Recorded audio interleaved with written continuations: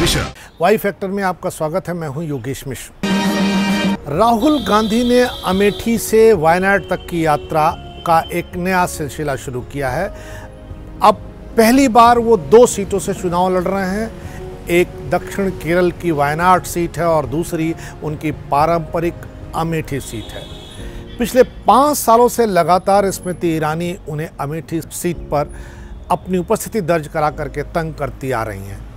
भाजपा और स्मृति ईरानी का यह कहना गैर वाजिब नहीं होगा कि राहुल गांधी उनसे डर गए हैं और डर के एक सुरक्षित सीट की उन्होंने तलाश की है और वायनाड उन्हें सुरक्षित सीट अमेठी से ज़्यादा लगती है। ऐसा कहते समय हमें इस बात का ख्याल रखना होगा कि राहुल गांधी ने जिस वायनाड सीट को चुना है उसकी 60 में से 4 सीटों पर वामपंथी दलों का कब्जा है और एक सीट जो है उसमें जो निर्दलीय उम्मीदवार जीता है वो भी वामपंथी दल का समर्थित उम्मीदवार है। राहुल के अमेठी से वायनाड पलायन के पीछे यह भी कहा जा रहा है कि वायनाड में मुस्लिम मतों की संख्या ज़्यादा है, मुस्लिम वोटर ज़्यादा हैं, इसलिए राहुल ने उसे अपने लिए ज़्यादा सुरक्षित माना है। 10 साल पहले बनी इस संसदीय सीट पर अब तक 2 चुनाव हुए। दोनों चुनाव कांग्रेस ने जीते। हालांकि 2014 में कांग्रेस की जीत यहां पर सिर्फ 20,870 वोटों से हुई थी, यानी कांग्रेस के जीत का मार्जिन बहुत कम था। इस लिहाज से देखें तो ये सीट राहुल गांधी के लिए उतनी सुरक्षित नहीं कही जा सकती है।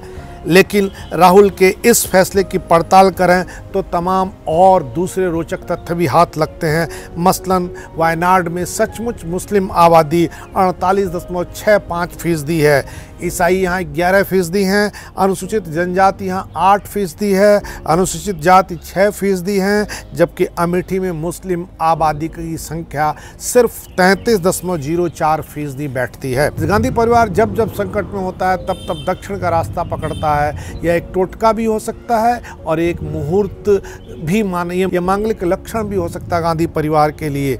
आपातकाल के हार के बाद इंदिरा गांधी ने संसद में वापसी के लिए कर्नाटक के चिकमंगलुरु की राह पकड़ी थी।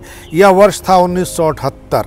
ठीक 2 साल बाद 1980 में इंदिरा गांधी आंध्र प्रदेश के मेडक से चुनाव जीतने में कामयाब हुई। सोनिया गांधी ने जब अपनी राजनीतिक यात्रा शुरू की तो उन्होंने भी दक्षिण को चुना और कर्नाटक की बेल्लारी सीट से पहला चुनाव लड़ा।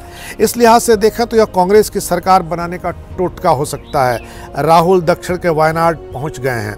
अपना नामांकन दाखिल करने के बाद राहुल गांधी ने कहा कि दक्षिण भारत के लोगों को अपनी भाषा, संस्कृति एवं इतिहास को लेकर आरएसएस और भाजपा से खतरा महसूस हो रहा है। मैं उनके साथ खड़ा हूं, कांग्रेस पार्टी उनके साथ खड़ी है। इसी के बाद से कांग्रेसी नेता केंद्र सरकार द्वारा दक्षिण की उपेक्षा का राग अलापने लगे। कहने लगे दक्षिण भारतीय मुख्यमंत्रियों से बातचीत के लिए प्रधानमंत्री ने समय नहीं दिया। तमिलनाडु में NEET, जलीकट्टू और स्टारलाइट, केरल में सबरीमाला मंदिर में प्रवेश, कर्नाटक और तमिलनाडु के बीच मांडवी और कावेरी नदी के पानी के बंटवारे के मुद्दों से दक्षिण विरोध का भाजपा का रुख साफ होता है। आंध्र प्रदेश के स्पेशल पैकेज की घोषणा करने से कदम पीछे खींचने, तमिलनाडु में साइक्लोन गाजा से बेघर हुए लोगों को मदद पहुंचाने में नाकाम रहने तथा सूखा प्रभावित कर्नाटक के लिए 4500 करोड़ रुपए के पैकेज की जगह सिर्फ 950 करोड़ रुपए देने को कांग्रेसी केंद्र सरकार की उपेक्षा बता रहे हैं। कांग्रेसी ये कह रहे हैं कि यह सब सिर्फ इसलिए हुआ क्योंकि केंद्र का दक्षिण के राज्यों के प्रति, नरेंद्र मोदी का दक्षिण के राज्यों के प्रति व्यवहार उपेक्षापूर्ण रहा है। कांग्रेस का मानना है कि वायनाड से राहुल के चुनाव लड़ने से केरल के साथ ही तमिलनाडु और कर्नाटक के चुनाव में भी असर पड़ेगा। वायनाड की सीमा कर्नाटक और आंध्र प्रदेश से लगती है, लेकिन सच्चाई यह है कि कर्नाटक कांग्रेस के लिए सुरक्षित नहीं है। आंध्र प्रदेश अब 2 राज्यों में बढ़ चुका है। तमिलनाडु किसी भी बाहरी नेता के लिए कभी भी अनुकूल नहीं रहा। 2014 के चुनाव में भाजपा ने 5 दक्षिण के राज्यों से सिर्फ 20 सीटें हासिल की थी, जबकि कुल 112 सीटें इस इलाके में हैं। इन राज्यों में भाजपा का प्रदर्शन 20% के आसपास, स्ट्राइक रेट 20% के आसपास रहा।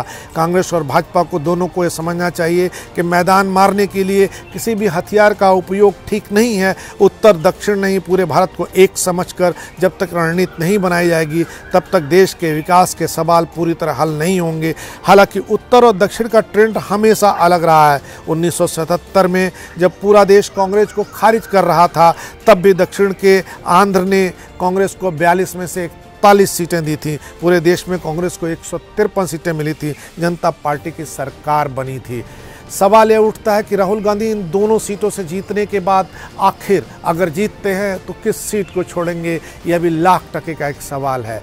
इस सवाल का जवाब तलाशे तो यह हाथ लगता है कि राहुल गांधी अमेठी छोड़ेंगे, क्योंकि प्रियंका गांधी को अमेठी से लड़ना होगा। और चूँकि दक्षिण के राज्य में जहाँ से वो लड़ रहे हैं वहाँ 1 साल बाद चुनाव है, वहाँ के कार्यकर्ताओं को राहुल गांधी अगर छोड़ देंगे तो कार्यकर्ताओं में उत्साह कम होगा, इसलिए राहुल गांधी वहां बने रहेंगे।